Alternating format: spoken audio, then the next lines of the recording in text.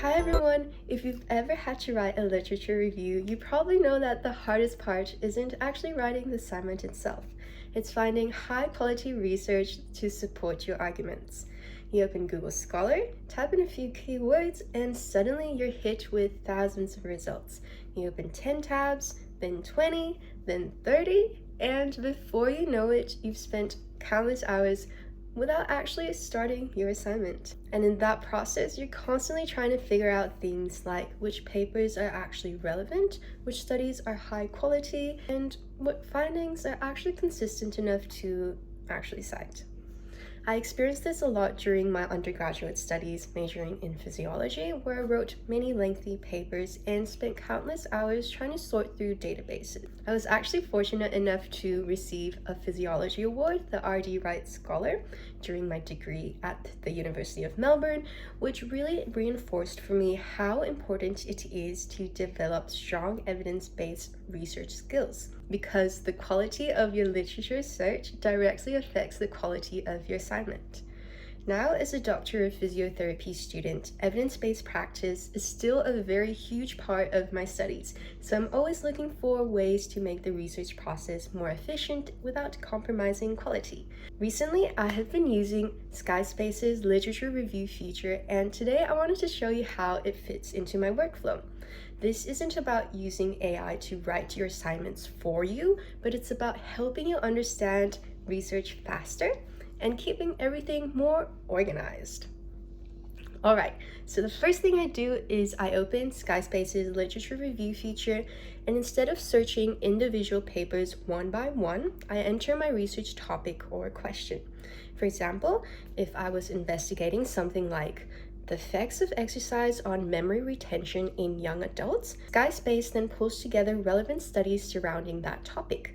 What I like is that it isn't simply throwing random articles at you, but it organizes the information in a way that is much easier to digest. Immediately, I can start building an understanding of the overall research landscape. Instead of feeling like I'm reading isolated papers, I can see how different studies connect to one another. And one feature I especially like is the summary section here.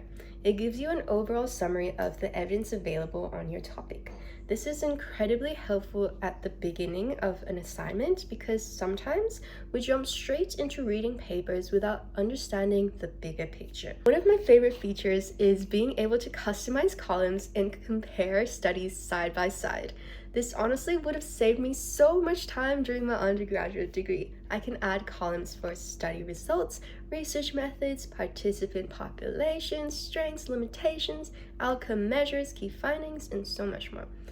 This becomes incredibly useful when you're writing your discussion section because critical analysis is a huge component of academic writing.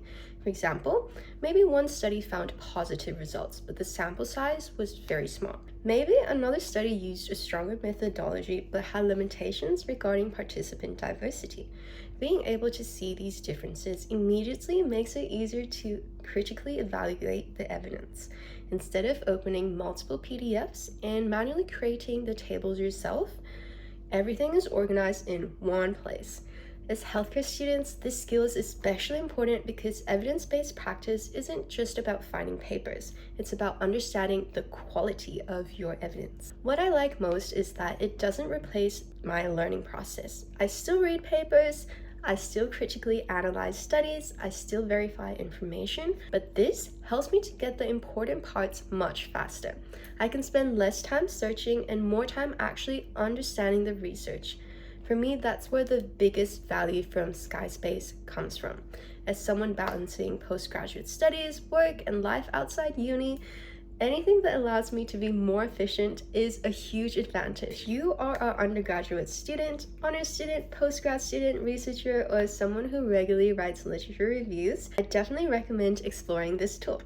I'll leave the link down below if you'd like to try SciSpace for yourself. I have a 20% off discount code for the monthly plan, and also a 40% off for the annual plan, which is so good for high credit usage and savings. And I definitely think that investing in this is so worth it for your time and your quality of research and your studies. Thank you so much for watching, and I hope you have the greatest rest of your day. Bye-bye!